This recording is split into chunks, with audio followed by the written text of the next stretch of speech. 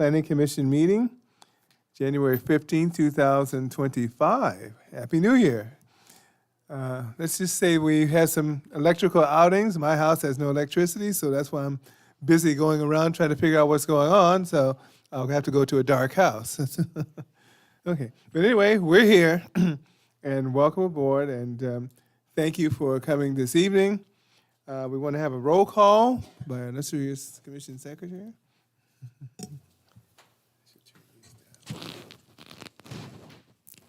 Commissioner Lopez, Here. Commissioner Jimenez, Here. Vice Chair Shively, Here. Chair Hammond. Here.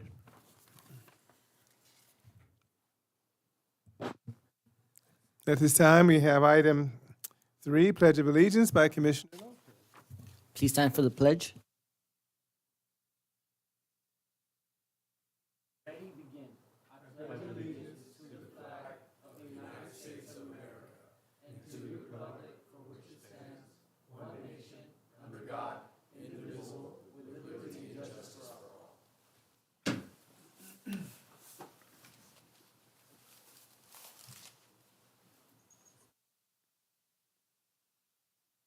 We move on to item 4. I don't believe there's a presentation unless I'm not sure one.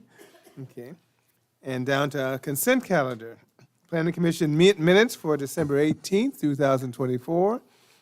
Do we have any corrections, additions, deletions? Okay, good. At this time, we open it up for public comment. Anyone wishing to speak on this particular item, the consent calendar, welcome to do so now. We close the public comment, seeing no one there, and we ask for a motion.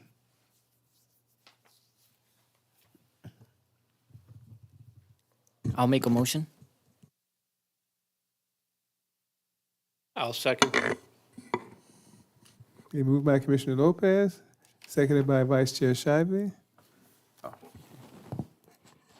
Commissioner Lopez, Yes. Commissioner Jimenez, Yes. Vice Chair Shively, Yes. Chair Hammond. Yes. Sorry, yes. Oh,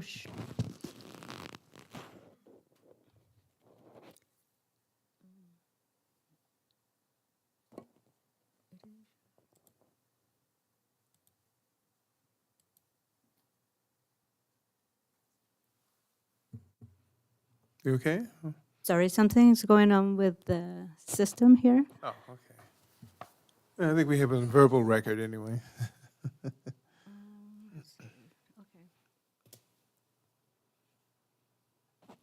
With 4 yes, 0 no, this motion is approved. Okay, thank you.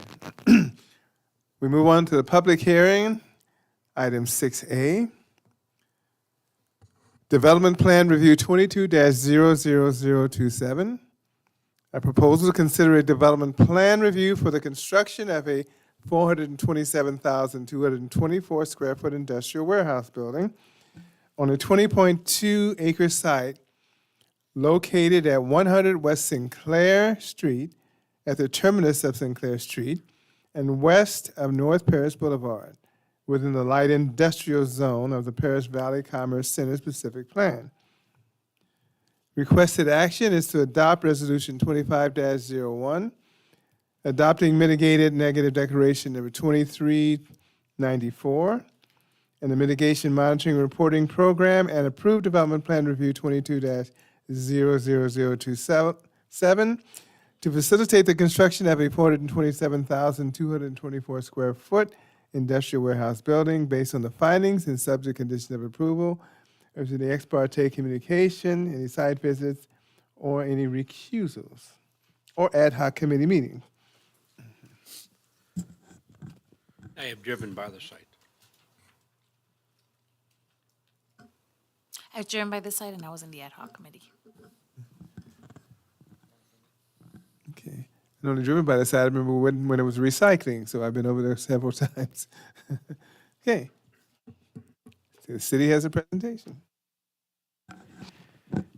Good evening, honorable members of the Planning Commission. As you said, the item before you tonight is DPR 22-00027. It is a development plan review for an industrial warehouse within the city of Paris. Staff has been working diligently with the applicant, and I know they're very excited to have this request before you here tonight. The project is, generally speaking, located just east of Paris Boulevard, adjacent to the Paris Boulevard and Morgan Street intersection. The site is accessible off of Sinclair Street.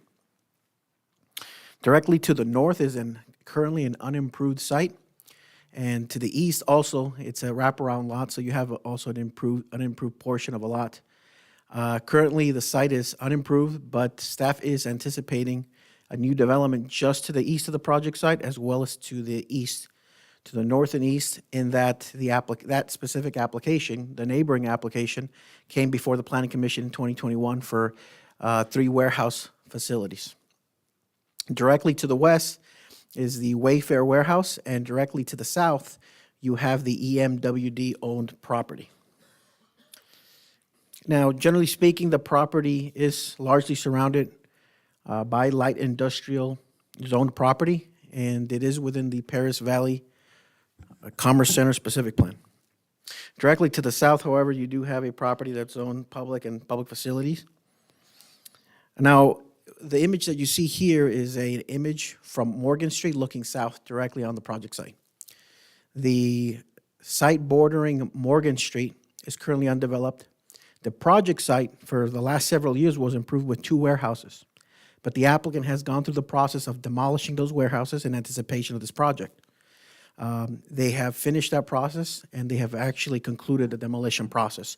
So if you go out to the site today, as of right now, the site is completely undeveloped, and the structures have been removed. The goal for the applicant is to demolish those 2 warehouses and to combine them in order to accommodate this one warehouse facility. From the Morgan Street and Paris Boulevard intersection looking southwest, this is what you see today. And directly across the street on Paris Boulevard looking west, again, this is an image from that perspective. If you were to drive into the site through Sinclair Street, this is what you would see. Again, directly there on the right-hand side is the undeveloped neighboring lot, and dead center, you'll see the undeveloped project site. Now, the project site is being developed with a wide variety of improvements, including a 427,224 square foot industrial warehouse facility, along with 1 indoor employee amenity area for employees to enjoy, as well as 2 outdoor employee amenity areas along the east side of the building. Along the east and directly to the south, you'll have a wide variety of vehicle parking. The applicant is proposing to provide several parking stalls for employees and visitors that may be going onto the site. Directly to the south as well, you'll see a total of 96 trailer parking spaces directly to the south. Those are, generally speaking, the improvements that are proposed, along with a gate that will provide security there along the southern portion of the site. Now, directly to the north and east, as I said, the Planning Commission reviewed and approved an application in 2021 for 3 warehouse facilities. We have provided this image just for perspective, showing how that wraparound site is going to include a total of 3 buildings. And the purpose of this is just to show context in relation to the site.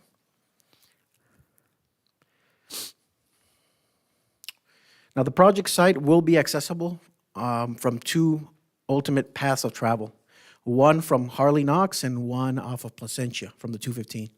So the one along the north is the one along Harley Knox. And if anyone wanting to access the facility or anyone attempting to gain access to the 215 from the facility would have to drive through Harley Knox to Redlands to Sinclair and then into the site. Anyone, again, leaving or going to the site would have to, if they're going through Placentia, they would go by way of Placentia to Indian Avenue to Morgan Street, south on Redlands, and then once again west on Sinclair Street. So those are the two approved paths of access as far as the truck route is concerned. And these two routes would be consistent with the truck route plan that's been approved by the city. And with regards to development standards, the project is consistent with all development standards prescribed as part of the Paris Valley Commerce Center specific plan, including lot coverage, floor area ratio, lot size, building height. Building will be approximately 46 feet, 6 inches in height, and setbacks. The project's also proposing more landscape than what's required by the code, and overall will be providing a total of 108 parking spaces, which complies with code as well. Now, the building's going to include a modern, contemporary architectural design that is consistent with a lot of the industrial buildings that we've seen come before the Planning Commission. This specific building will include a complementary paint color scheme in order to improve the overall appearance of the building, as well as a blue reflective glazing system along the building frontage. That glazing system can be seen along the right side of the south elevation, as well as the left side along the east-facing elevation along Paris Street. The building will also include a wide variety of materials, including decorative stone along the facade, to enhance the overall appearance and the architecture of the building. Now, the applicant has provided a conceptual rendering that provides a perspective of how the building would look from Sinclair Street. So this is approximately looking west or northwest off of Sinclair. As you can see, there's a wide variety of landscaping, and then the building is beyond. The building will be set back quite a few feet, approximately 270 feet east from the main boundary along Paris Boulevard. So a lot of the bulk and massing that's typically associated with industrial buildings, you won't really see that, in that the building will be set back quite a ways. Now, as part of the environmental review process, staff, along with their consultants, worked together on preparing an initial study along with a mitigated negative declaration in accordance with the California Environmental Quality Act guidelines. The project was circulated for public review, and overall, there were a wide variety of comments that were received from the city on behalf of ALUC, CAL FIRE, RTA, Riverside County Flood, Advocates for the Environment, South Coast AQMD, and the California Allied for a Responsible Economy. Overall, minor changes to the text of the document were made. However, these updates did not result in any significant changes to the analysis or the conclusions of the document. Now, with that said, staff is recommending that the Planning Commission adopt resolution number 25-01, adopting mitigated negative declaration 2394, as well as the mitigation and monitoring reporting program, and approving the development plan review 22-0027 based on the findings and subject to the conditions of approval that are contained as part of the agenda item that's before you tonight. Staff has no additional comments. We'll be happy to answer or respond to any questions that the members of the Planning Commission or that members of the public may have pertaining to this item. As a reminder, we do have the applicant in the audience today, and they'll be happy to respond to any questions that the members of the audience or the Planning Commission may have pertaining to this item. And surprisingly, there were no comments that were received after hours as of today. So as far as staff is concerned, we did double check, but there were no additional comments. So that concludes the presentation. Staff is available to answer any questions that the members of the commission may have pertaining to this item. Thank you very much, Mr. Garcia. We appreciate it. Yes. Mr. Chair, if I can just add one condition of approval that's recommended by planning to indicate that no non-refrigerated storage shall be allowed, as stated in the responses to comments. Non-refrigerated storage. Only non-refrigerated storage shall be allowed.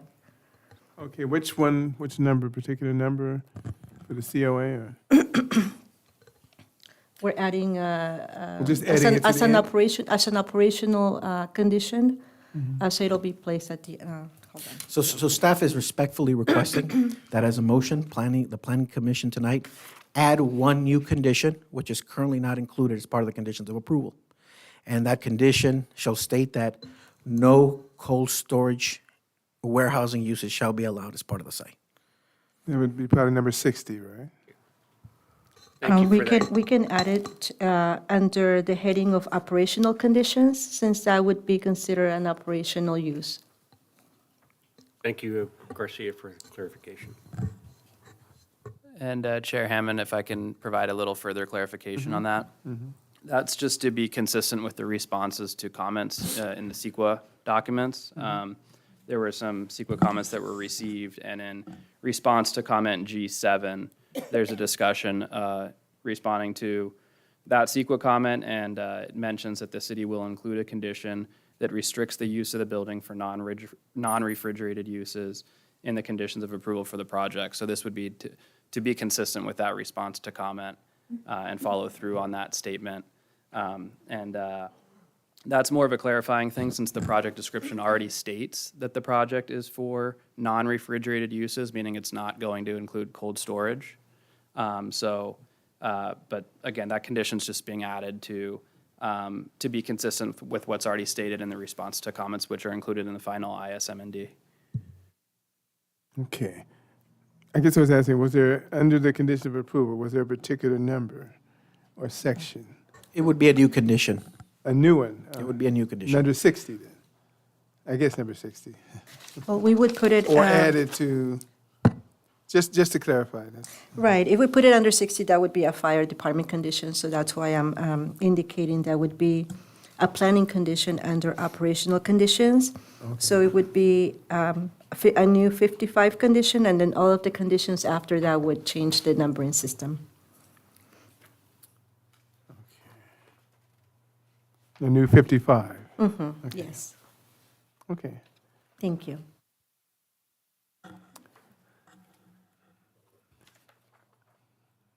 Okay.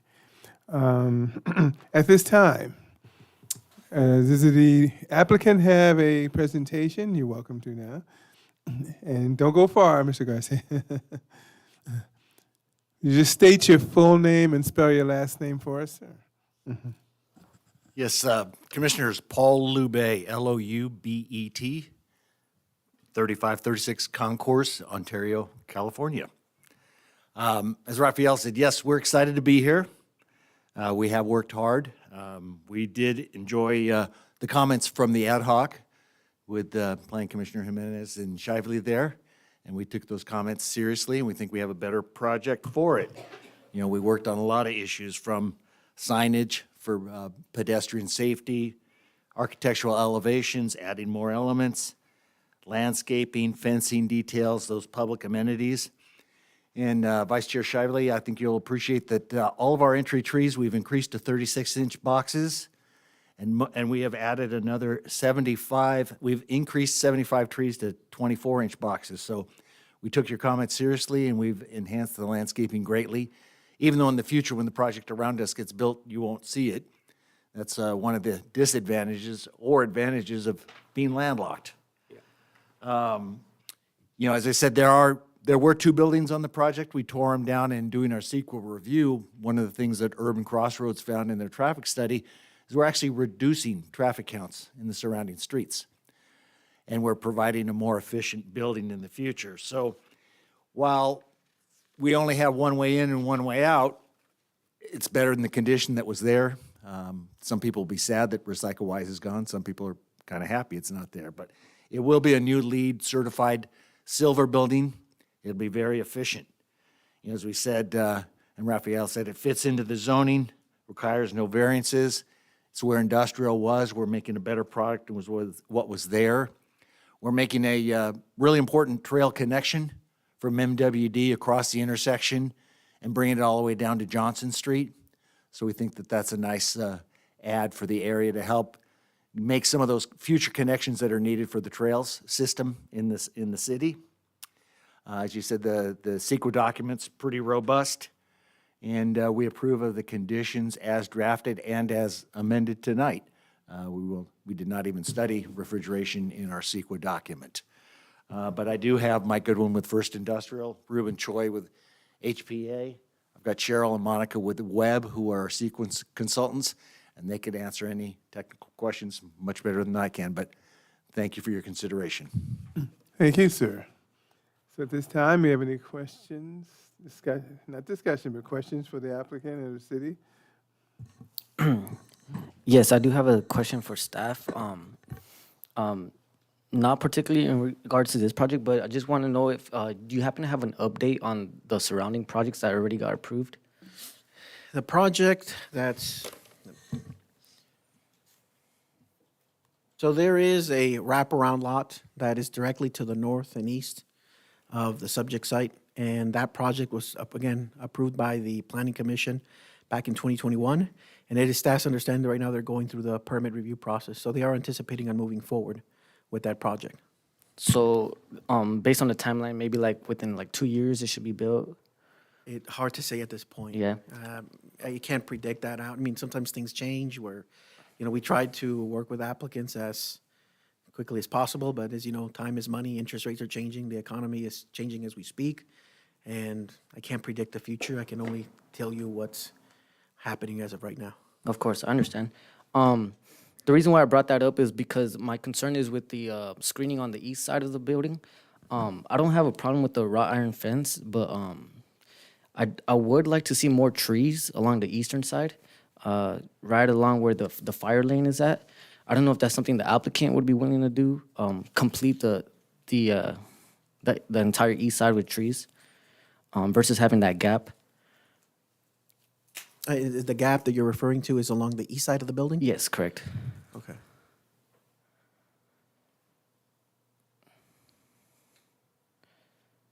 I don't know if that's feasible for the applicant, if they're willing to do something like that, along the wrought iron fence.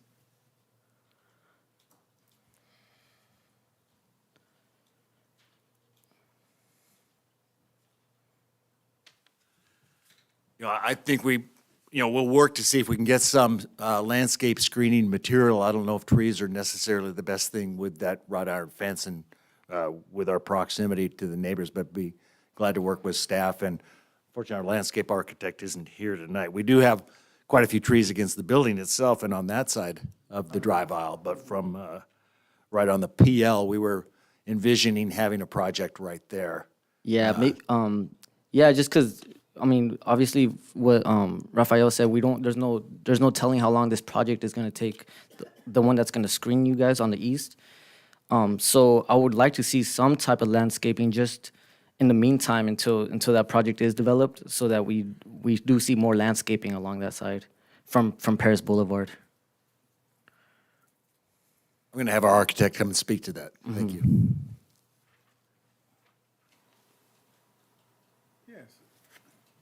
You state your full name and spell your last name for us. My name is Ruben Choi from HPA, CHOI.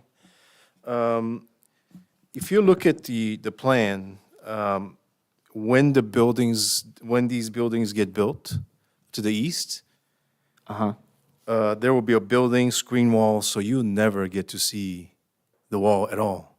And you mentioned landscaping for it to before it would have to be on their side of the property. But So- what about right along the fence, on the inside of the property line? Right. We have some challenges here with the drainage and other things that are going here. So it will be very difficult for us to be able to put anything on our end of the building. Gotcha. The way things are coming out of our site is going towards the east from our site, and we have V gutters that are running somewhere in the middle of the building all the way south towards Sinclair, and things are being picked up that way. So there's quite a bit of things going on in between there. Got you. So that's all gonna be cemented and Yeah, it's okay. going to be very difficult to put anything. Okay, I understand. Yeah, I'm just a little concerned from prior to the Right. the other development, but I understand there's restrictions. My next question could be directed to engineering. On Paris Boulevard, is there anything that is prohibiting trucks from going north or south on there or turning onto Paris Boulevard? So with this project, no physical barriers. as mentioned in Raphael's presentation, the truck route is to go east to Sinclair to Redlands. And at that point, if there were any trucks to turn onto Paris Boulevard, we're looking at enforcement for, if they're going to make that left or right. But again, the truck route is to go to Redlands, but there's no physical, Got you. So the only thing is just enforcement. yes. Okay. There's also a condition of approval as part of the engineering conditions that specifically limits the routes to consistent with the diagram I provided. Okay, perfect. Also, I saw on the plans that there's like a basketball court on Notwar and Western Way. Can you explain what that was?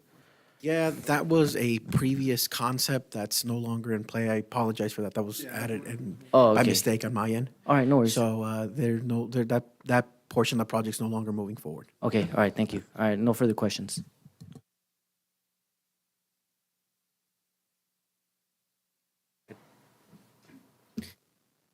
Was there a request from staff for material samples or anything a little bit more comprehensive? Yeah, unfortunately, the only thing that we have today is this. We don't have a physical board. I apologize for that. Okay. So that's the first. I feel like the plans are not completely comprehensive to really analyze things more deeply. There was no fencing actual report to see the fencing. They just have like the elevation, and there's an 8-foot wrought iron fence.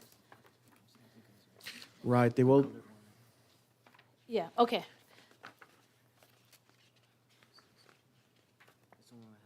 The one that has the colors around it. So I didn't include a fencing plan as part of the presentation, but I have pulled it up. So this is the fencing plan that was provided as part of the plan set. I think it was included as part of the plan set that all of the commissioners received. Yeah, the numbers are really small, so I can't read. So would you go into detail about what each of the colors means, please? Sure. Because on here it's like, you see, I would have to get a magnifying glass.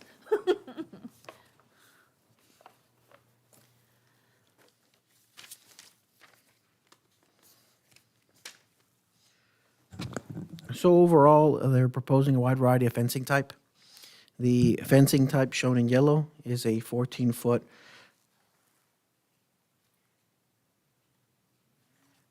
Yeah, you too.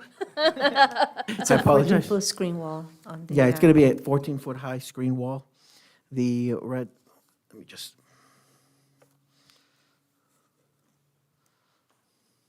You can see that? Yeah. The red is wrought iron. Red is wrought iron? Does it say how high? 8 foot. Okay, ooh, good, okay. I'm enlarging it so that the members of the planning commission Thank you. can see all the dimensions. But the yellow is going to be a 14-foot high concrete tilt-up screen wall. Blue, which will be along the rear, will be a 42-inch high concrete guardrail. The red, which will be along the east, as well as the north and the west, as well as a portion of the south, will be a 8-foot high wrought iron fence. And then the turquoise will be an 8-foot high tube steel swing gate. And the purple will be an 8-foot high sliding gate that will be along the south of the property. Okay, I think staff knows where I'm going with this, because there's no developments in the north side as of now, so that means anybody driving on Morgan with only an 8-foot wrought iron fence on the north side is gonna see all the trucks that we try to hide in our city. And I think even after the future development, if we go to the overlay, I think there was a gap there, so I think at any given time, you would be able to see trucks moving around the site.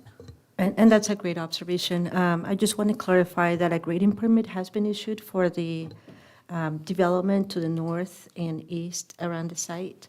So that's an indicator that the applicant, the developer is moving forward with that development, and it's moving ahead of this project. Okay, can we see the overlay? Because I think there was still a gap in between where they had parking and things, where you could still see inside. Sure. Okay, ooh, good, okay. And that's a great observation. I just want to clarify that a grading permit has been issued for the development to the north and east around the site. So that's an indicator that the applicant, the developer is moving forward with that development, and it's moving ahead of this project. Okay, can we see the overlay? Because I think there was still a gap in between where they had parking and things, where you could still see inside. Okay, no, so it was just a courtyard for their trucks, okay.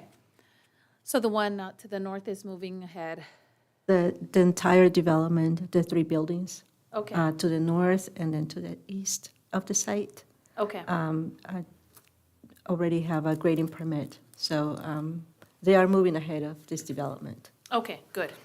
That was my concern. And then, same as Commissioner Lopez, we live here and we see where these trucks go, so I appreciate the support, the signs, but at the end of the day, it really doesn't help. I've seen the trucks stuck on Walnut and Paris, because they're trying to exit Walnut to go up to Paris, and I saw them get stuck there because it's a big dip. So I've seen trucks completely shut down a street there because of that. So that is my concern with the development is, it's easier to just take Ramona, go south, right into Sinclair. When I'm leaving, just go east, up Paris, Ramona, and I'm on the freeway. So I think, and I have seen a lot more code enforcement, which I appreciate, but also living and that being the main entrance and exit into the city for me, I see the issue there. So I think as a city, we need to try to do a little bit more because there's only so many things a developer can do. I think my second, and normally would have been my issue, is the 12.1. I don't believe .1 exceeds. That's like pretending to, but because this is an inside development, when we were doing the ad hoc, I was not as difficult as I normally am as I am with landscaping because it's inside. There's not a lot that you can add, and the shading would probably kill whatever you try to plant. But I do appreciate the entrance being heavily landscaped, so that is good. My other issues, everybody knows, is going to be the commingling of passenger vehicles and big rigs. But again, the way the development is, there's not much that we can do. I would have liked to see a little bit more parking instead of just meeting the requirement there, like an extra parking or two, but I don't want to take from the amenities to create more parking, because that would be the only option. I do like that some of the trees were moved up to 30%. Another question, would you review if there's going to be any lighting or anything in those areas where there's going to be commingling of trucks and passenger vehicles, or what systems we're using there to keep that separation as much as possible and pedestrian safe? There will be a photometric lighting plan that will be required, to be provided as part of the plan check submittal process. Okay. To confirm that the area will be properly lighted. There along the southeast. Commissioner Jimenez, if you're referring to like a stop sign or some type of traffic signal. Yes. Maybe the applicant can help us, or Bob, Brad, maybe the applicant can help us with that question. Yes. Are you going to have any, what's the question for the applicant? Are there going to be stop signs, or what systems are you using for management of commingling and pedestrian safety? Yeah, we'd anticipated putting in card readers for the autos, so you had to have a card reader to get into the auto system. The trucks coming in, there would be lighted crosswalks and flashing stop signs, and we're looking at a comprehensive sign program to help direct the traffic where it needs to go safely. Okay. And would you have a guard shack or somebody directing? Where would that person be? Well, we will have a guard shack, but before the guard shack, we'll need to have more of the lighted signs and the Yes. directional signs once they enter the site. And then I think one of the conditions actually states that we will educate the drivers and employees that come in on the proper way to enter, exit the site, proper truck routes for the city, things of that nature. Okay. I appreciate that. My husband's a truck driver, and he goes to different places every day, so it's hard to educate the drivers doing the deliveries and pickups when they are, it's not like a regular job where you always do your same routes. Right. So the entrance for Sinclair Street, and before where that gate is that gate going to be open during operating hours? That gate will go away and be moved further into the site. Okay. Because we want to allow as much stacking as possible. Yes, you knew where I was going. As much as stacking. Would that eliminate some of those parking, those trailer docking? or No, not at parking? all. It just before there, if you see on the plan, right when you come in, before you make the turn, it doesn't interfere with any of the trailer parking. And actually, it'll open up, hopefully, the driveway a little bit on Sinclair, Because it'll do it a so little that we wider. can add additional lanes to clearly keep the autos on the right, trucks on the left. Yes, okay. Those are my main questions. Would you explain a little bit what LEED Silver certification is versus the other levels, what the main differences are? To defer to my architect. Okay. You're the one designing it.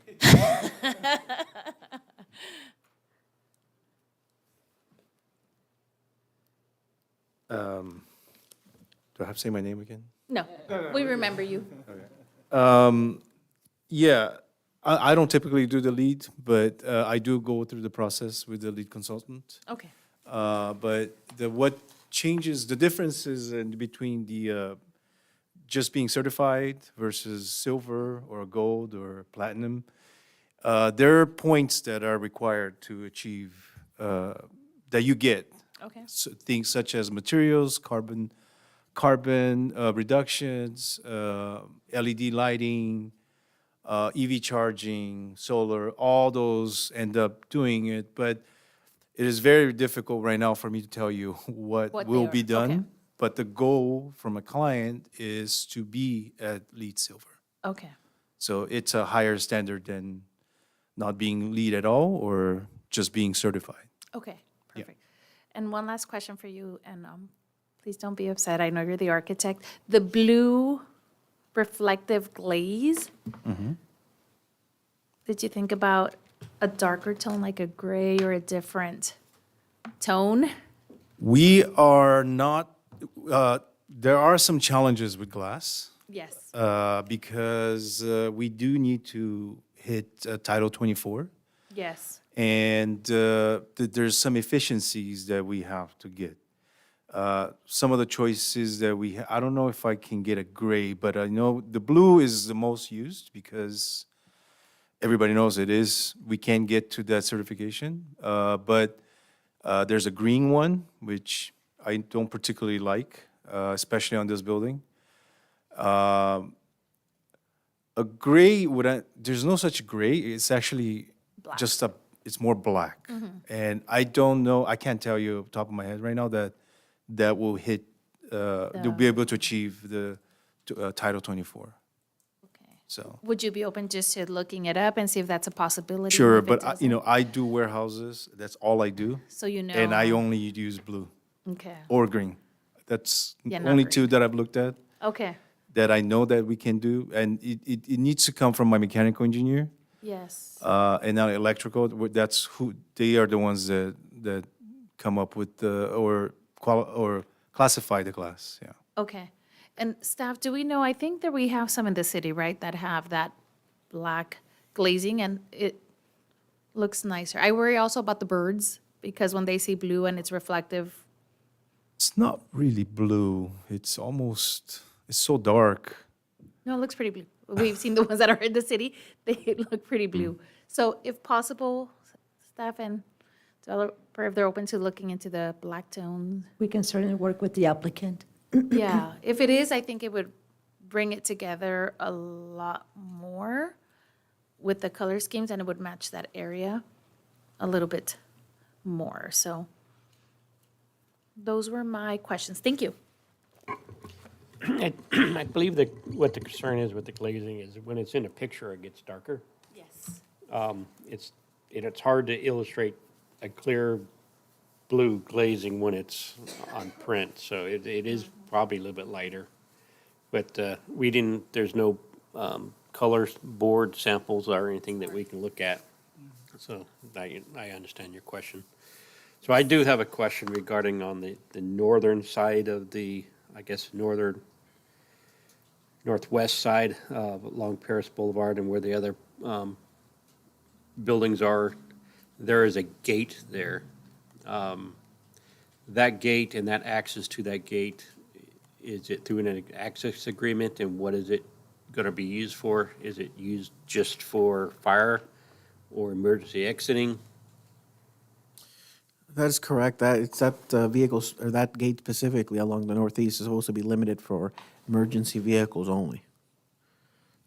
Unfortunately, because it's landlocked and we only have one access to the site, there's somewhat commingling, at least on Sinclair. And as we get to the property itself, there's some commingling of automobiles and truck traffic there. And then I don't, there was, the owner said there was a card reader that's gonna be there to allow some people through the automobile and trucks. I don't see where that's gonna be located at, and my concern is if that's the case, then if they don't have the card reader or the cards, what's gonna happen with this stacking space during, shift change and stuff like that, people trying to get in and out? Is there gonna be a backlog? I'm sure they can probably alternate truck delivery times and shift change times too, but how's that gonna be addressed, and is it the best way to do Yeah, it? the trucks will only be coming in and out from one direction. So they'll be coming in through the south. The card reader on the north is to ensure that even if a truck gets up there, they can't go any further. So it'll be a card reader in, but just pressure sensor on the way out. I don't know if that answers your question. Is it the card reader also just for the automobile traffic? Correct. Trucks are only coming in one direction and out one direction on that south driveway, where it so says truck access. Where gate. about is the card reader gonna be located? There will not be one for the trucks, Correct. but the card reader itself is up where it says up by the outdoor amenity, the lower one on the south, there's a gate there. And that'll keep the trucks and the cars from going around the building. But then is there card readers for the vehicle parking stalls down further south in that? No, there are not.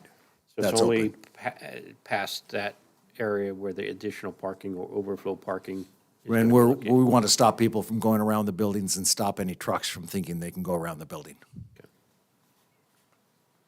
That's the best we could do, given the site, to try to minimize those conflicts. Okay, so it's not gonna actually block employees from parking? No.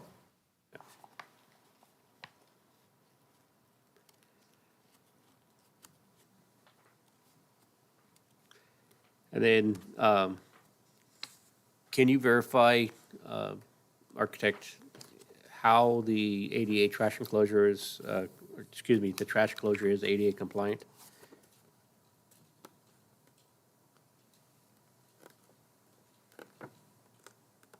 I see where you can walk into it, but I don't see on the site. how We you can have actually get to it. plans, or there's a sheet.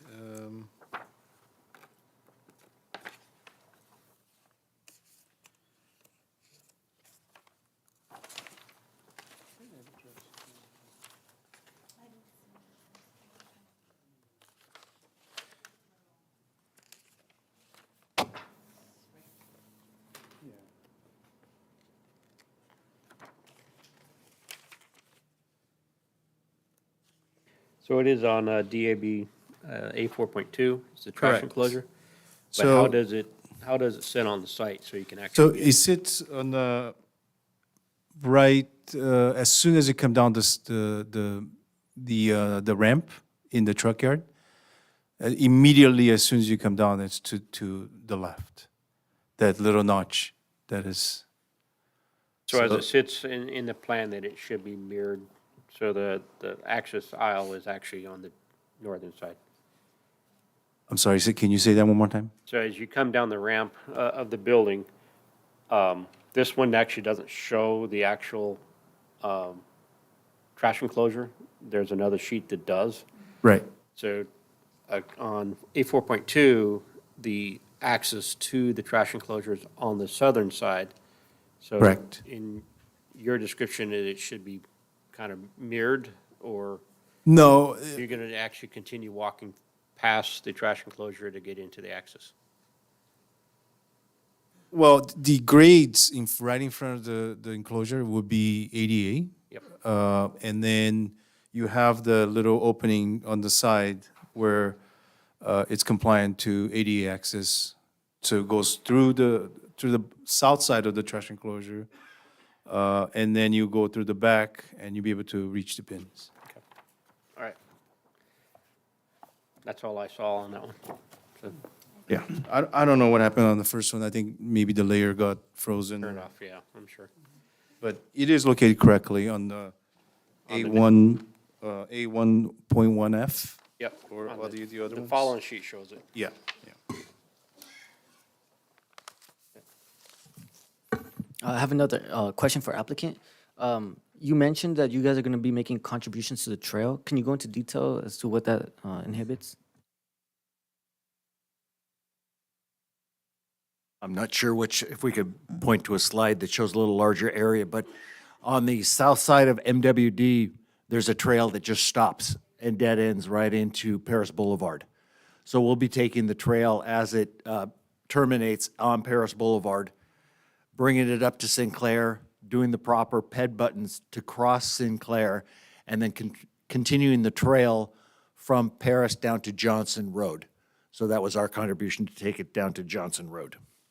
So it's that blue line right here that we see? The blue is sort of the MWD California Aqueduct, and it's on their land that it will be on. There's an easement for we'll be widening Sinclair, and as we widen Sinclair, we'll be doing streetlights and the sidewalk trail system all the way from Paris down to Johnson. That makes sense? Yeah. Yeah, so there's an existing trail along that MWD easement that the applicant's talking about. It's on the south side, so the applicant here with this project would be extending that north up to the signal at Sinclair and then extending it east to Johnson. And then there's another project that was already approved, that's taking that trail even further towards Redlands. So Okay. they're just filling in the gap with this project. Perfect. And is that the trail going to be built at the same time as the project? Yes. Okay, perfect. Thank you. Question for engineer. I don't think we went into detail about the route trucks would take once they enter and which route they would take to exit. So can we cover that? And then question for engineer, just to think ahead, is it going to be compliant if we have a truck entering and exiting and making those turns at the same time? Yes, of course. So just to be clear, this is for on-site? On-site. alone? Okay. So as mentioned, it's off Sinclair, both autos and trucks would be going through there. The trucks would continue west at that T intersection, at that three-legged intersection. They would continue west where that truck access gate is. We worked with the applicant to make sure there was enough queuing for 2 trucks at least to queue there, so you have a little space so passengers could get by and go north to get to the parking spots for the passenger cars. So then once they get past the truck access gate, they maneuver, kind of make that bend. If they want to park in that location at the south end of the building, they go there. If not, they continue around the west end of the building to the 35 docks on the north end. And then on their way back, they take the same route back. So there's a gate at the northeast corner of the project here that would be locked, and trucks would not be able to access the passenger parking spots. So they're going in and out the same location. And is that 26-foot wide fire lane enough for a truck making a right? Because they have to make a wider right and one making a left at the same time if they were crossing each other at those 2 corners? Correct. So yes, it was accepted. It was accepted? Yes. Because it looks tight on ours. It looks like the one making the right has to maneuver. So if we can, yeah. That'd be a question for fire, but Okay, as far as my knowledge, it's been accepted. okay. Yeah, the fire lane crosshatching is shown there on the plan. It's this general area here that's just south of the building. in between the trailer parking stalls and the 34, so south of the 35 dock doors. There's cross-hatching that's directly north of the trailer parking spaces, and that cross-hatching shows the fire lane. I understand, but if two big rigs are, if one's entering and making that first right and there's one coming down and trying to make that left, is that gonna be enough for both of them to be able to do that? Or is one of them gonna have to back up? So the 26-foot fire lane isn't the full width Okay. of the access road there. So is the full width enough for that to happen? Because it looks tight on our illustrations. I don't know the exact dimensions, but it was accepted from my knowledge from fire. I can't speak on their behalf, but Okay. Applicants, are we taking any steps to minimize that? Like I said, my husband drives a big rig and I'm very familiar with the turns and corners, so, I think in most areas, the drive aisle is 40 feet wide. And I think when we had the architect lay the templates out and had the fire department review that they said it was acceptable as long as people are driving correctly. But, as you know, truckers do crazy things sometimes. they do. We can't mitigate all the crazy. But is there anything that you can think about ahead? Because even when they make turns on some streets, you see them where they like have to go wide to make that turn. So they can't really make a 90-degree turn like a regular vehicle does. So are there lighting symbols, something? Yeah, I think, a lot of, as we said, we want to get into a pretty comprehensive lighting directional sign, plus, fisheye mirrors. Make sure they can see if there's somebody coming that direction to help warn them so that they can both realize if there's somebody coming, they need to make a more appropriate turn and not use the whole 40 feet just for their turn. Yeah, they might have to either way, but But the fisheyes would help too. fisheye's not both outsides. And when you're making some of those turns, you get a blind spot. Yeah. We'll do Yeah. as much as we can to help the situation. Please, just like lighting, like if there's a truck within a certain dimension, or if there's one coming in, the one up north kind of waits until that one comes through, some kind of like system to where it indicates before you step into those two turns in order to make sure that they clear. I don't know if that's something that can be requested. It is within your purview to request something that's going to minimize any impacts on on-site circulation. Okay. And this is a crazy question. I'm not jumping into hers, but every last one they says 26, so they're going to meet the minimum. Are we talking about an actual 26-foot wide fire lane, or is it going to be more than 26 feet?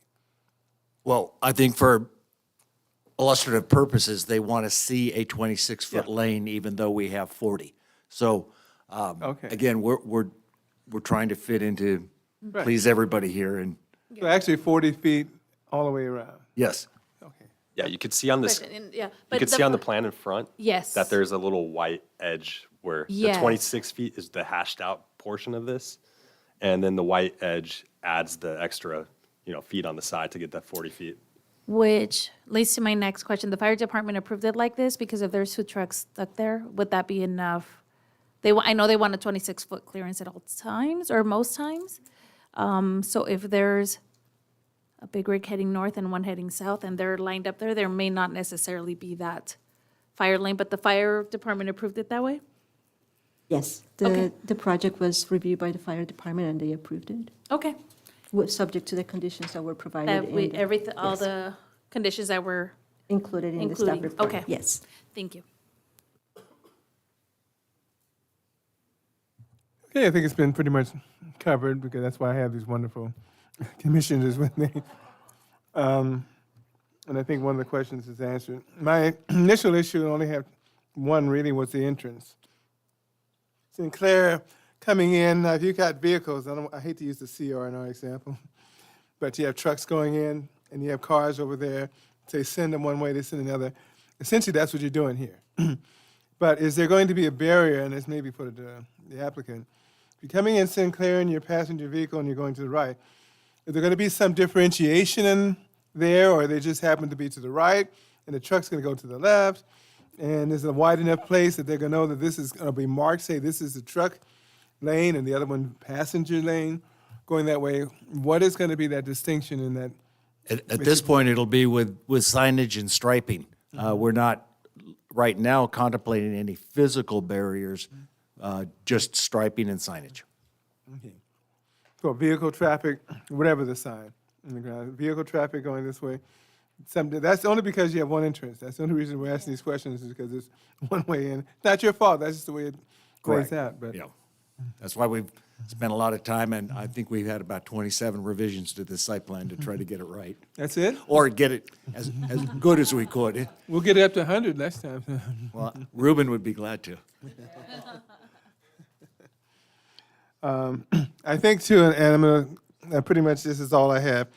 I think it was the clarification was made in the engineering, I'm picking on the engineer again, engineering condition, but I didn't realize about the EMWD Parkway, so they're taking it all the way to Johnson, so they're responsible for that trail, or it says intersection of Sinclair and Redlands, so all the way down to Redlands, they're gonna have them responsible, or they're gonna be putting into a benefit thing with the other developers in that area. So they're gonna be responsible to all the way down to Johnson on their own, on the EMWD portion for the curb and gutter, the 155 foot. So the applicant is conditioned to widen Sinclair to Johnson, including the trail as well. Wow. Okay, that's a lot. Okay. I think that was I think that was it. I think everything else is covered in there. The intersection, of course, is going to have some changes, would have to have changes in the intersection of Paris and Sinclair. So whatever's there is no longer the recycling, so we have to get used to that fact. Used to go over there quite a bit, but that's okay. Okay, anything else for the developer, the applicant and or the city? Okay. At this time, we open up to public comment. I believe we have some blue sheets with Sylvia. But anyone wishing to address the planning commission can certainly come forward to the desk and address them on this item and this item only. Okay? And so you're welcome to. You don't have to put a blue sheet. I think we need to say that as a city. It's not mandatory, but we prefer it because it makes it easier for her to record. So if you read off about 3 names, I don't know how many we have, but the first 3, I guess. Okay. We do have 6 speakers. Zach Strutters. All right. So, good evening, Paris Planning Commission. My name is Zach Strousters. I'm here with CARE California. First of all, I just want to say thank you. It never ceases to amaze me how thorough and erudite Paris Planning Commission is. The strongest ad hoc committees in all of Riverside County. No, I'm just playing. No, but in all seriousness, because, let's be honest, that's what we're all here to do, is to give honest testimony. You guys do a hard job, city staff comes in, they spend years planning, but you're really kind of stuck in a hard spot, especially out here in Paris, and you're kind of the tip of the spear because once council get a hold of it, it's politics, but you guys have the land use issues, so the blood and guts of it gets spilled out here down to the shade of blue that we use on the windows. Hello, somebody. So, and adjacent to that, what CARE California does is where you're on the city side, we're on the community side, and we, as you're probably aware at this point, because you've seen us several times up here, we don't just come in and rubber stamp, give carte blanche approval and passes to developers, as First Industrial will tell you themselves. We really scrutinize projects to make sure that they speak to and include the best interests of all the segments of the community. You saw us as one of the parties who submitted comments on the project originally, and now after extensive communication, the community is thoroughly satisfied. And so this developer has shown, and I believe here tonight, exemplary of that in the way that they've fielded every request that's been made, that they're willing to be amenable. They have good relations with city staff, they have good relations with the community, and they've shown an openness, not a duplicit nature, as oftentimes developers do, where they tell you one thing and then they turn out to be, tooth and nails in the next step of the process. That's not the nature of these guys. They've done a good job hearing the community's needs. They've done a very good job adjusting to the community's needs. And I have to say, at no slight to city staff, there was a slight misrepresentation because what may seem to be a small material discrepancy between comments and the final outcome in the way that it's read, behind the scenes, they went way over and above for the community. And that's why CARE California is here to advocate tonight in favor of this project, because not only have they done a good job with land use issues, they've done a fabulous job with the community. All of our concerns were heard, met, and dealt with. And so we're going to back these guys up tonight. We're going to back these guys up at the city council hearing. And because we feel like this is exemplary of the way that communication should go between private development and the community. And so we recognize in this turbulent time that it is also difficult for Planning Commission, though you're appointed, not elected, it's still difficult to approve certain types of architecture. Unfortunately, we demonize at this point in the game certain types of architecture. But we want to let you know that the community is in support, that, you don't have to worry about, what's going to be the backlash. No, because vested, involved, well-informed community is in support of this for several different reasons. And you'll hear some of that tonight as different people come up to give testimony. But we ask that you approve this project. Once again, I really appreciate your guys' time tonight. Thank you, and God bless you. Thank you very much, sir.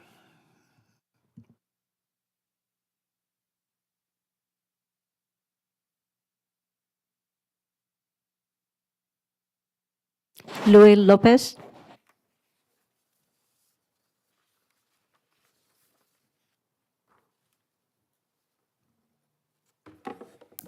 I don't know how I'm going to match that, but my name's Louis Lopez.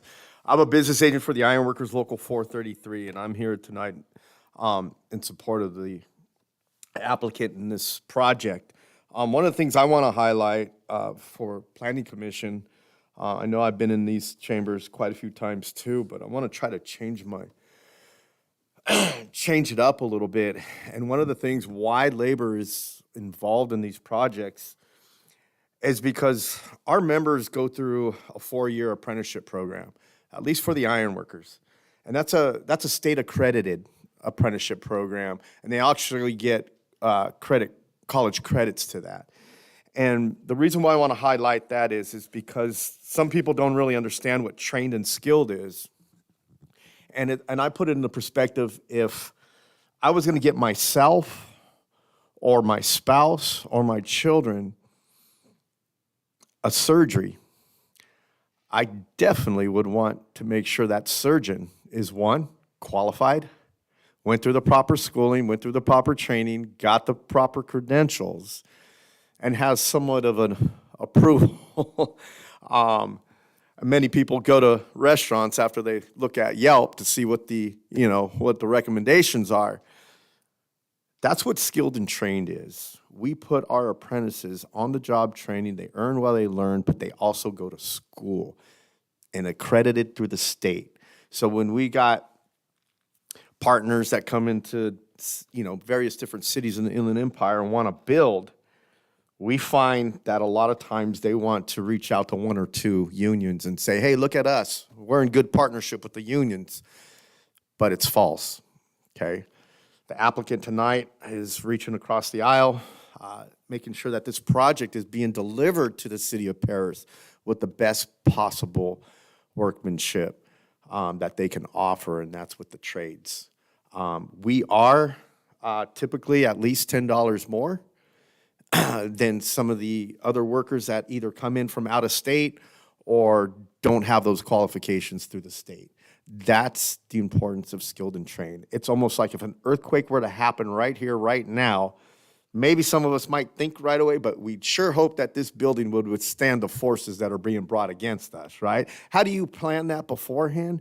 To make sure that even your home or even these spaces where the community will reside or go to work at are properly built in the first place. You get what you pay for.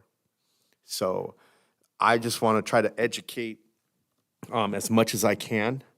Local hire is another thing here. What's earned here is going to be spent here locally.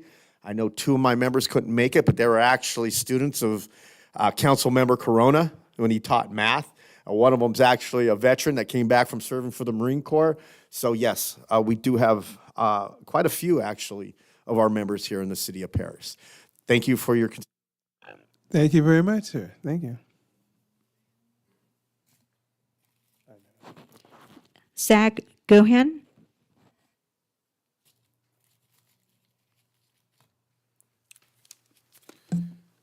Good evening, Honorable Paris Planning Commission. My name is Zach Cohoon, and I'm here this evening to speak in favor of Sinclair Street Project. First, I would like to give you some background on why I'm here. In 2020, I was a troubled young man who had a severe addiction to crystal meth, heroin, and other drugs. I was an IV user and was destined for disease and ultimately death. However, by the grace of God, through my Lord Jesus Christ, I discovered God's love. The blood of Jesus washed my sins clean, and the Holy Spirit began to heal my heart, my mind, through daily prayer and daily scripture reading. That being said, I've had the honor to help hundreds of men and women in their life of recovery through Jesus Christ. However, I have discovered something in this process. Many men and women whom the Lord rescues needs a period of time to learn how to live for the Lord, but they also eventually need a means by which they can financially support themselves without depending on the state or federal government or having to be in a program for the rest of their lives. Construction careers, entry-level positions in these tilt-ups and midline managerial positions for major international companies all represent attainable positions for men and women I am here tonight to advocate for. And those jobs, whether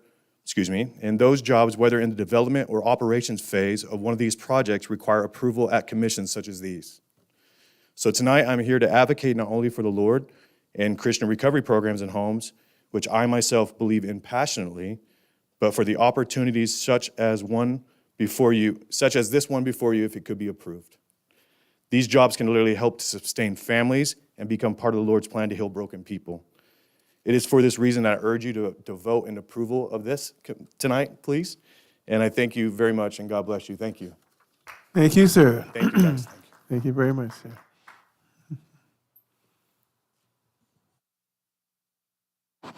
Jordan Padilla.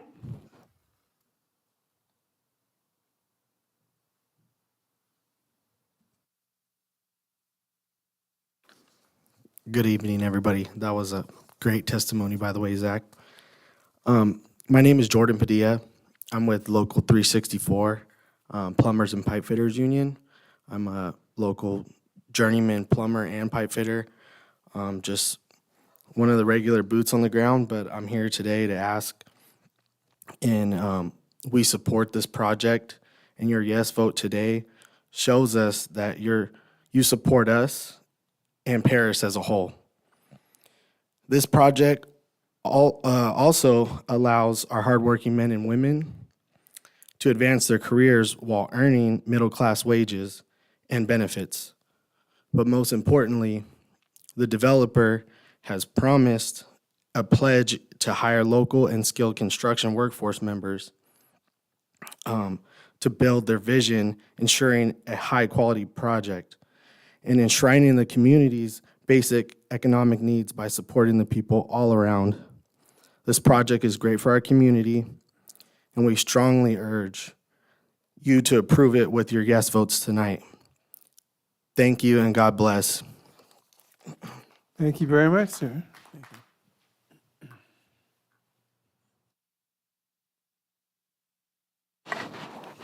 Bob Ramos.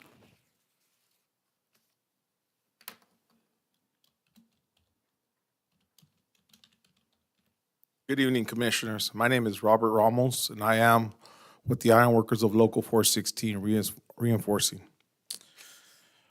I'm just going to feed out what my brothers said out here from the other trades, and my brother Ironworker from the 433 local. Why skilled and trained, right? We all know good jobs are hard to come by, right? And with that being said, is this developer ensured to use skilled and trained, which is a positive because most of you guys have either kids or grandkids that are going to be looking for careers, right? Most of them are not going to go, some of them will go to colleges, some of them are going to get a chance to go to the trades if choose to, right? And they're going to come to us, whether it be the ironworkers, plumbers and pipe fitters, carpenters, whatever it may be, right? But I can guarantee you something. Once they become a union brother, they're going to get the livable wages, which are going to come here directly to this city, right? So our ask today is for you to support this project with the yes vote tonight and help support the many men and women that live in your community to help those respectable wages and retirement benefits. Thank you very much. Thank you, sir. Thank you very much. One more? Okay. That's all we have. Thank you very much. Thank you for your comments. Anyone else have any comments? Okay. We always respect your comments, and we appreciate your comments and that you come forward and patiently waited for it. It's time we close the public comment portion and bring it to the Planning Commission for discussion.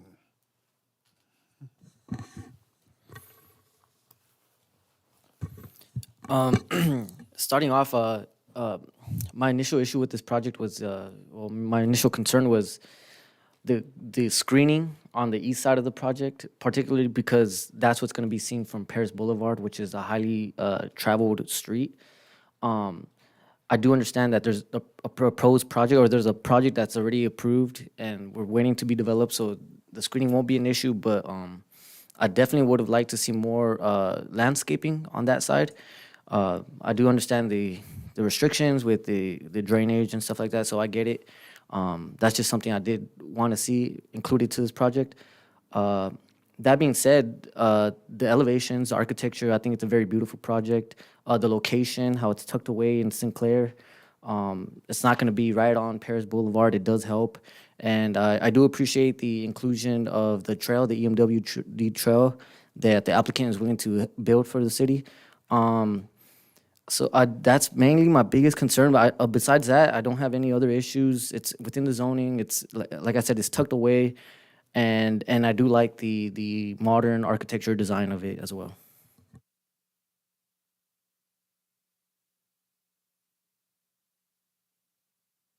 Okay. Like my fellow commissioner said, the issues that I had, anybody that has ever listened to this commission knows that I always ask for more landscaping. And you can't say I don't like blue, obviously. So it's not an issue with not liking blue. It's just the aesthetics of things when you're looking at them. I do want to thank and congratulate our community members that have gone through hardships, and it takes a lot of courage to be here, to own up to that, to give your testimony. So I appreciate that you're heard, you're seen.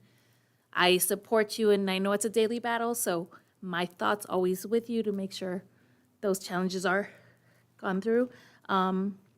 Same thing for our local ironworkers. I agree. We do want people who are experts and have taken the time to go through training, certification, and if I want somebody to build my house, I want somebody who's going to build it. That's going to make sure it stands for years.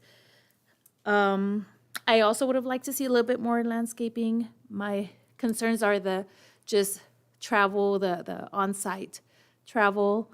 And I kept looking, and I don't like that we don't have Control F on iPads. Just uplighting that entrance on Sinclair just to give it that added beautiful sight. I saw the landscaping and it just said, but I didn't find the number. I like Control F because I thought I saw it earlier and then I can't find it. Is it there?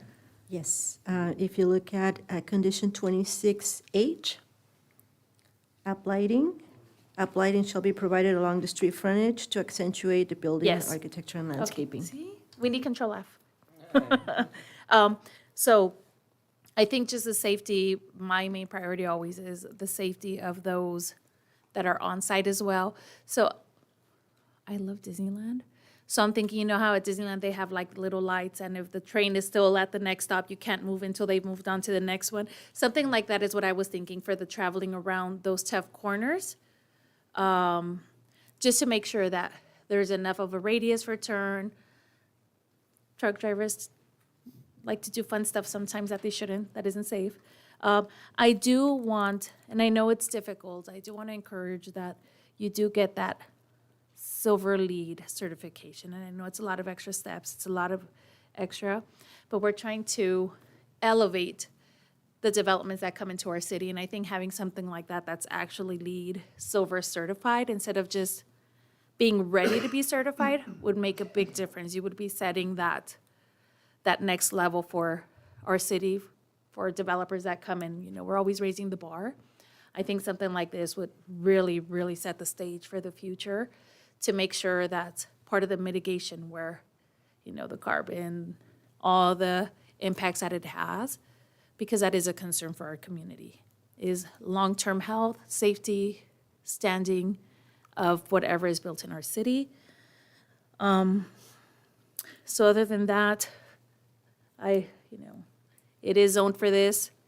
There were a lot of challenges because it is inland, you're locked in and surrounded by other developments. So it was a very challenging area to work with. And after ad hoc, everything that we recommended, I do see that you went back and really took those comments serious and attempted to do as much as you could, and I appreciate that.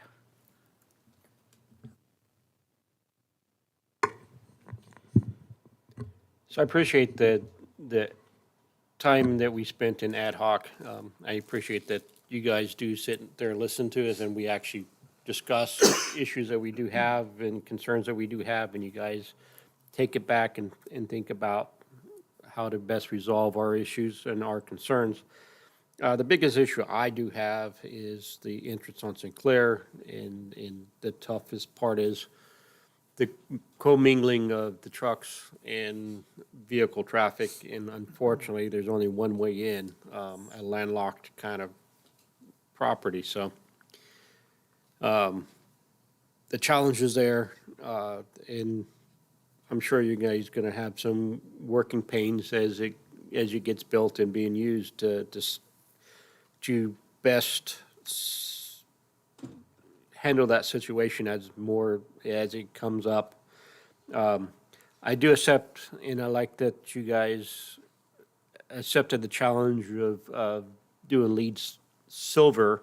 There being four types of certification that you can get certified, silver, gold, and platinum. So each one is a challenge, and each one, as you step up, costs more money and more headache as you go. So I understand why there is a lead consultant on it, because it's definitely a headache doing it. So I appreciate those efforts that you're doing, and it's not easy doing it, and it's definitely a challenge. So I appreciate that.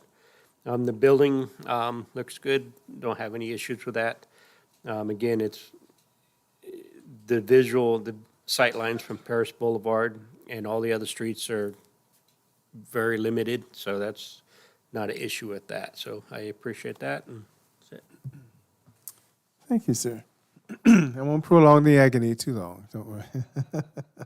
You've been very patient out there. And one thing about this commission, we try to be as fair as we can possibly be. So I want to listen to discussion, whether people agree, whether they don't agree. We are here as a body that's dependent and try to be impartial, and we want to listen to all sides, and that's what we do.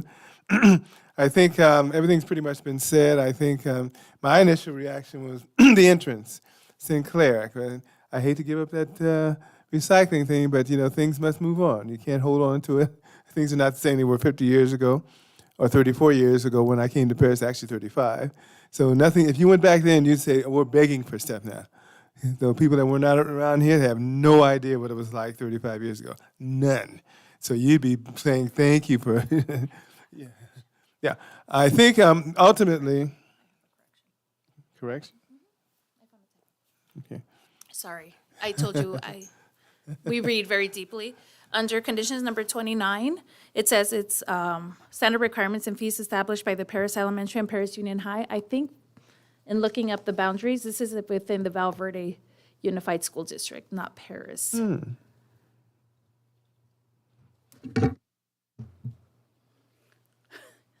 I read. Yeah, that's what. Yes, okay. I Difficult. was like, wait, it doesn't. Yeah, this is the expert here, so. It's just hard to know the boundaries of school. I asked the guy, I said, "Where? Show me to go to the county map." I don't want to go to the county map. Just give me something on a piece of paper. No idea where the boundaries are. So, okay. Thank you. I think ultimately the understanding, I think for those that watch on YouTube, Facebook, whatever they watch, is that you have airport zones. This is in an airport zone, And because it's an airport zone, March dictates it. I don't think people understand that when they say why. Well, you're in an airport zone and you're limited as to what you can do, regardless of how you feel for the project. And you can only do certain things in that. So that's one of the things you realize when you first get on this, that there are certain limitations that you can do. We may like 20-foot skyscrapers and office buildings. It's not going to happen in an airport runway. So that's a reality that you guys have faced. And it's not the first time you come before us, I know. But I think in terms of the project, where it's at, is kind of the limitations are there, just the entry. There's nothing you can do. There's not much you can do because Sinclair, my initial concern, and I think it's been noted, but I think we need to really make this a major issue, is the division of the truck and the cars. And so it may be stripes, but you may even have to put up some cones. You may have to put up some barriers. I don't trust truck riders. I don't trust vehicles. I'm sorry, I just don't. So if you put some that they're going to go to the right, and you're not, unless you're going to cross over cone, and to the trucks to the left, signs may not be enough. You know, it may take an actual physical barrier. I'm not talking about wooden or structure, but maybe just some kind of cones, or I forget what you call those, barricades, something. Because trust me, I expect people not to do. And so you want to make sure they go to the right. Just as it's not your responsibility once they get off. You know, it'd be nice to have pork chops and things like that to get in return left, but we're parish residents, so we know better, right? So, but we've seen everything on the street. We're just not telling you everything. But, you know, if you're supposed to go this way and they go right, okay, that's an enforcement issue. That's not your issue. But other than that, the design, the architecture, we have an architect here, so but the design, the architecture, all that is about as much as we can get. We like to squeeze out landscaping, but you're in a location, there's just only so much you can do. But we appreciate the fact that we have a developer that's willing to do. And the one thing I do like before I finish is working with the community and the workers. See, not just saying we're going to build a project and you're off to the side. You work with them. You talk to them. You make them an integral part. That's what makes projects successful. So when you talk to the community, you may not agree with everything. They don't have to agree with everything you do, but you come to some sort of agreement, and there you are with a project that can be presented. That's the blueprint for getting things done. You know, with the ones that don't, in 22 years, I can tell you names. That just, we throw it up there and you accept it, and it goes nowhere. You have to have the community input. And that's where you find out the people that actually live here, what goes on, what's acceptable, what they like. Then there's reality, obviously, of building and permits. But still, you find out, you kind of get a gist of where they go with it. And that goes from Innovative, that goes from Murrieta. You must talk to residents, or you're going to have a problem. So I appreciate that, and enough said with that. I think unless there's anything more to add, I think I'm pretty much, you know, beat it, not a dead horse, but I don't want to say that. Animal cruelty, right? Don't want to go there, but I appreciate that, and I appreciate your patience, and for that, unless there's any more discussion or questions for staff.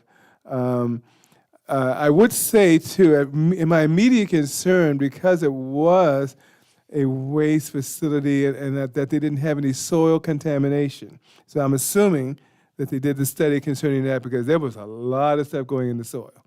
So that's one of those things where you have to mitigate it because wouldn't say that anywhere else, but you had bottles and all that, and you know it leaks, you know it gets in the ground. So that was something that really, you know, I was kind of concerned with because I was there almost every week. But other than that, we'll move on, and I think I appreciate it. And with that, if I make a motion, let me read it off. Let me stop talking and do my job. Right? Development Plan Review 22-00027. A proposal to consider development plan review for the construction of a 427,224 square foot industrial warehouse building on a 20.2 acre site located at 100 West Sinclair Street at the terminus of Sinclair Street and west of North Paris Boulevard within the light industrial zone of the Paris Valley Commerce Center specific plan. Requested action is to adopt resolution 25-01, adopting mitigated negative declaration number 2394 and the mitigation monitoring and reporting program, and approve development plan review 22-00027 to facilitate the construction of a 427,224 square foot industrial warehouse building based on the findings and subject conditions of approval. I think one, and I'll let you read the specifics, but number 55 was going to be added about under operational conditions regarding non-refrigerated uses. No cold storage No cold shall storage. be allowed. Okay, and the wording to the effect, we'll trust you with the wording, and I think you can get it to hers. I sure would not want to let you have it, the exact wording.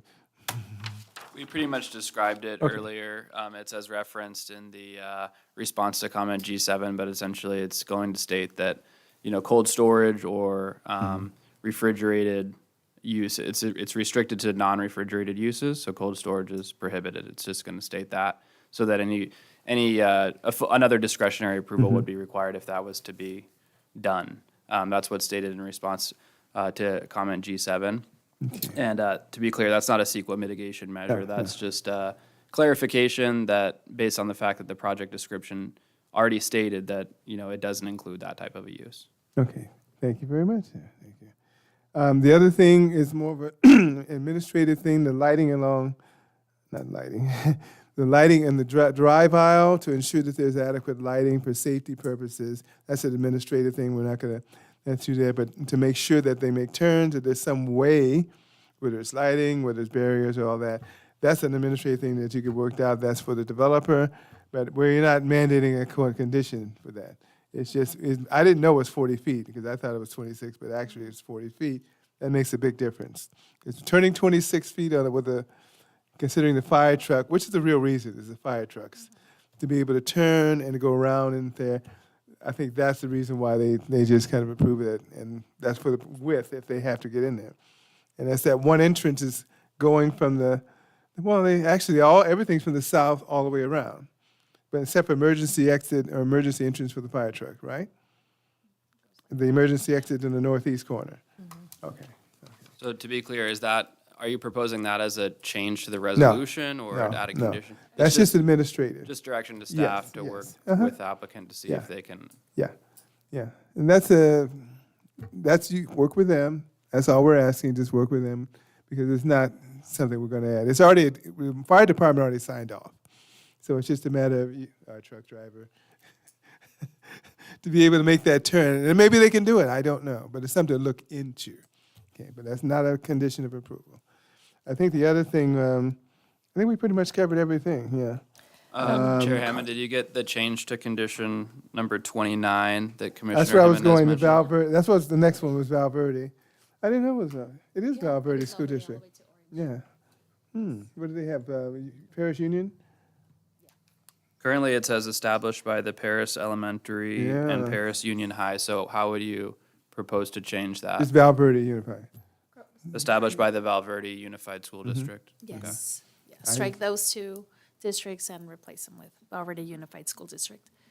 In fact, your headquarters is right there off of, on the corner there. Morgan. Yeah, so it's right down the street. Down the street. Okay. I don't know, Commissioner, if you wanted to also include a condition to work with the applicant on an alternate glazing color complementary to the building color scheme? Would we be able to add those two? I know we want to work with the applicant, but I just want to show that there's an effort with the glazing and also with the on-site traffic. Right, so maybe With- another condition indicating to implement a signaling system for on-site circulation along the drive aisle for trucks ingress and egress? Yes, yes.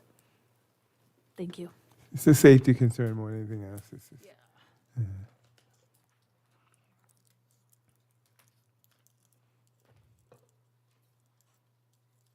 So for clarification, the condition for requiring the applicant to work with staff on an alternate glazing color would be condition 21B as in boy, which would be under building elevations requirements.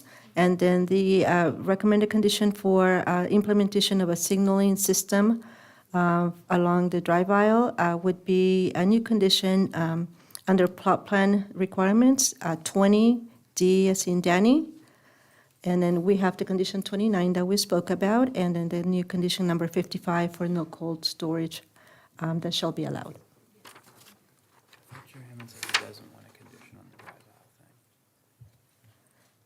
aisle thing. So do we want to condition the drive aisle for, to implement a signaling system? Yes, it doesn't have to be anything fancy. I could be administrative, but I do want to have some kind of system, so we can put that in the conditions for approval, so that there is some kind of signalization. It doesn't have to be high-tech, nothing crazy, just working with. Yeah, good luck, Sylvia. 'Cause And that would be to the satisfaction of the planning manager. We could add that in the condition. yeah. On the glazing as well as on the alternative drive aisle. Yes.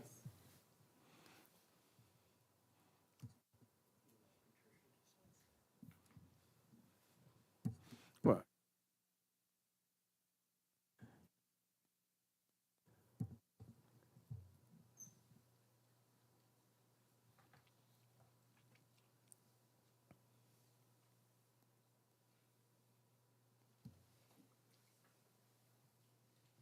Mr. Chair, I just want to make a typo correction under 21A.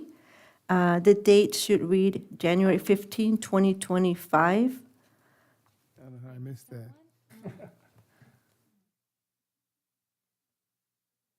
Yes, it's. Thank you. We're human, okay. Slide on that one, okay. Okay. Very kind to give me grace. Thank you. Yeah. Okay, those are the motions. Requested action is adopt resolution 2501, mitigated negative declaration 2394, mitigated monitoring and reporting program, developmental plan review 22-00027, the construction of a 427,224 square foot warehouse building based on the findings, subject condition approval, as has been amended. Hmm? Yeah, I know, square. I know. Yeah, square, well, yeah, okay. What do we typo? Okay, anyway, do we have a motion?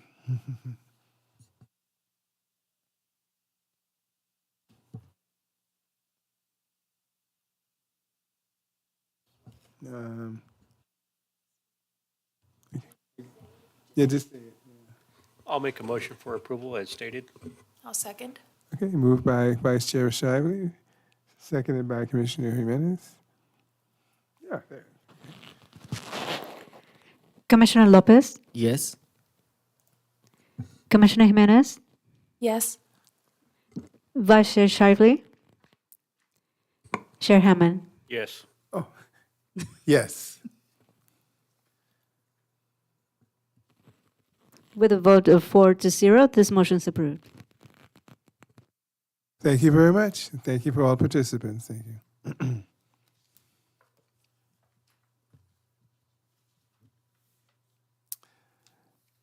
With that, item 7.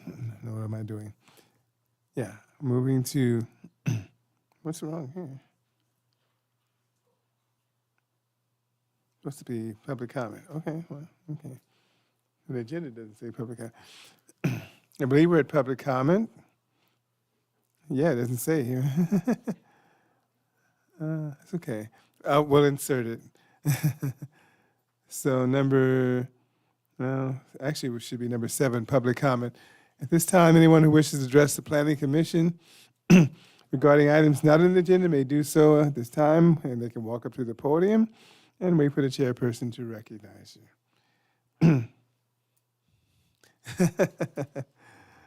Yeah, be careful, Micah. Yeah, okay. And seeing none, we close the public comment portion and move on to business items. There's no business items. And we move on to commission members' announcements or reports. I have no announcements. I just want to send my thoughts and prayers to Los Angeles, the people that are being displaced out there, and I want to say thank you to all the firefighters out there that are currently fighting the fires. Hopefully, they could get through this quick and stop the chaos basically, and then rebuild as quickly as possible. So I just want to send all of our love and support out there. So yeah, and besides that, just want to thank staff. Always, you guys always do a great job, and everyone to have a good night.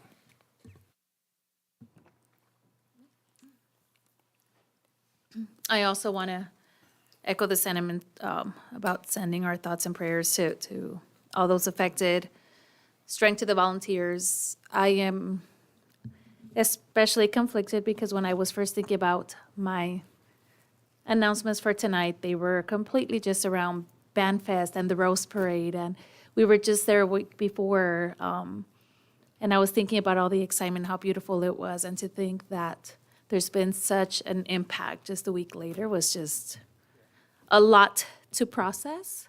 I have a friend who's a very active volunteer. She's also a white suitor, so she was there for the Rose Parade, and I was there volunteering her time and efforts for all those who have been impacted. So, there was loss of lives, there's loss of pets, there's such an impact. My daughters were talking about, if something like that were to happen to us, what would they miss the most, or what do they think would have been the biggest impact? And it was nice to hear that it was the emotional items, not the ones that had some kind of price tag associated with them, but it was their first Mickey ears. It was all those little things that have meant a lot to them. But I do still want to highlight the Rancho Verde Band.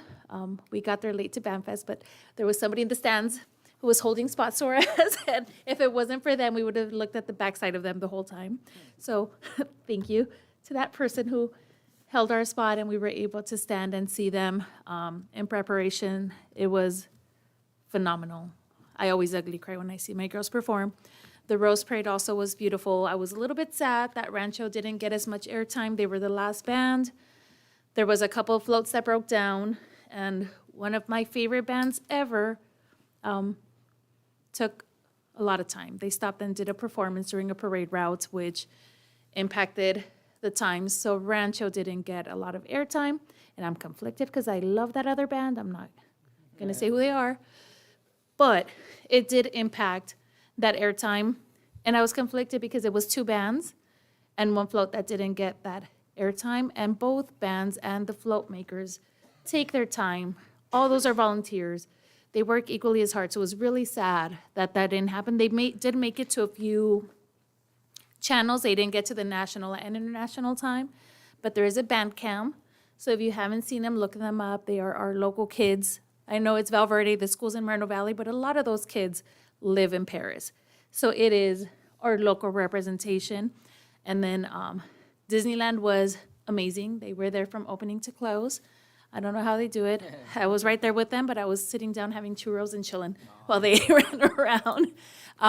So huge kudos to Hatuk for everything that he does, all his staff, the booster parents that feed our kids are there. They do the overnight shifts at the hotels, make sure they have everything and anything those kids need. So it feels like one of them, I feel like I'm there when those booster moms are there, because I know if anything happens, it's like I was there taking care of them. So huge shout out, especially to the kids.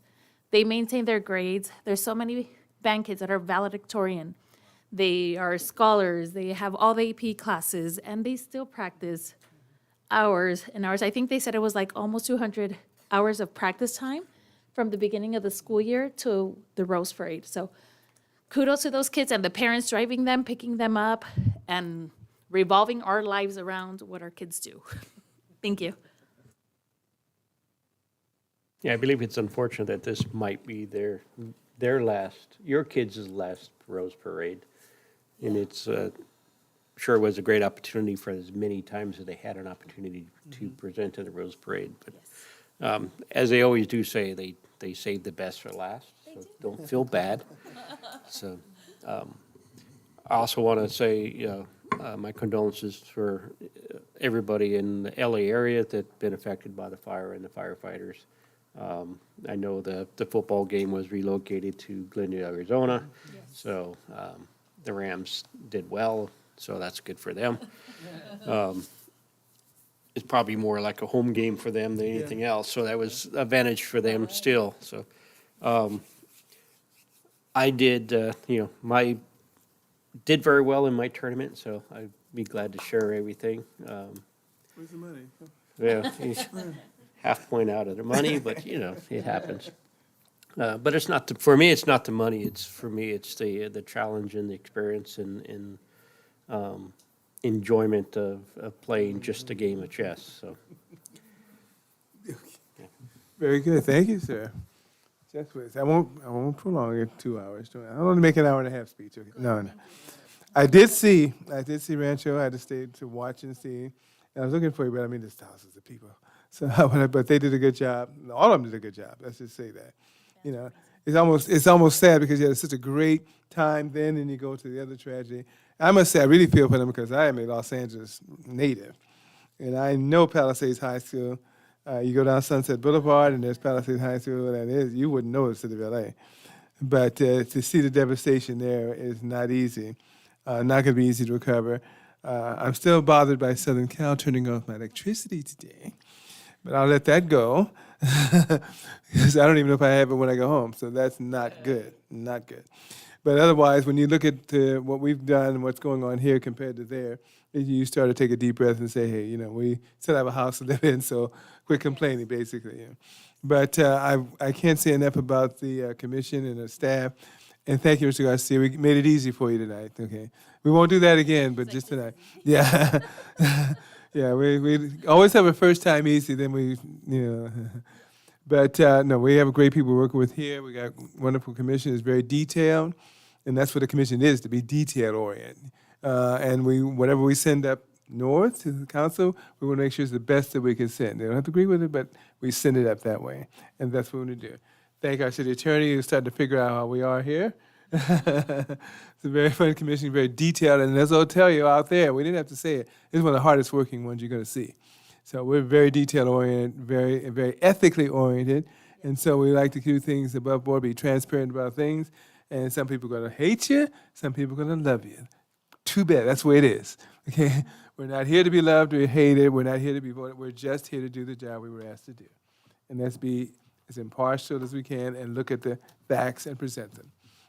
And we've got, I would say too, and not only if you look at the city, check the city website every now and then. One of them was Einstein's Bakery has just come in. So Einstein's Bakery is over there next to Jamba Juice, I think left. And so over there by Walmart, and you have, I think, Verizon, the I place. And then there's a Starbucks. Yes, in that area, that's where that is. Yes, Einstein's Bakery. I saw it, the menu. I'm not sure I can eat that stuff, but it's there. So that's one of the new businesses that have come, and we're waiting on Target. I'll be quiet. Target's the other one, right? And and of course, Raising Cane's. And they've been raising the street up, so we want them to finish quickly. Okay, but anyway, I'll stop there and say Einstein's Bakers, yes. Einstein's Bakers. Yeah. So you have to have a E equals MC squared mentality, or you don't get the bagel, okay? Don't even think about it. Just to order, you're gonna have to have my goodness. And thank you, Sylvia. I appreciate all what she does for us. And I should say Happy New Year to you. She does a great job. Drops off the stuff at my house and says, "What are you doing here?" Okay. No. She does a good job. So with that, I turn it over to our planning manager, who has all this power now, right? We just gave her the power. I'm not sure what to do with all that power, but thank you. Well, welcome back to 2025. It's going to be a fun and exciting year. I can already see that. For the next Planning Commission meeting on February 5th, we're going to have one item, and it's one that came to the commission back in September. It's the truck tire shop, the small shop that came and recommendations were made to go back to the ad hoc with some recommendations to screen the Bay areas and other recommendations. So the applicant has been working with staff and went back to the ad hoc, and now the project is ready to come back to you for your consideration. So, and that's about all I have to report for that meeting. I don't have any additional events to report, so thank you. Thank you very much. Wow. That's it? I think for the engineer, I'm still going to, maybe in sometime in the future, we'll talk about our signs and numbers on signs. I know Public Works go, what do you mean? Okay, look, just relax, okay? We're just seeing if that's a possibility, because that's in our purview, streets. Yes. I say it is. But maybe that's something, if they don't want to do it, that's fine. But it's, you know, I've driven around, I'm like, where's the 100 block? If I didn't know this city, you know, there's no GPS going to do so much. Like Einstein's, this is 1850, such and such. Is that north, south, that Moreno Valley? I know where it is, but I live here. So it's easy to find. But anyway, with that being said, without any further ado, I don't think we have any objections for, unless you want to be here, for adjournment. And I think pretty much all in favor say aye. Let's put it that way. And you can put anybody as a mover and a second. Thank you very much. Thank you to the audience. Happy New Year. And hopefully we get the power restored to all the homes.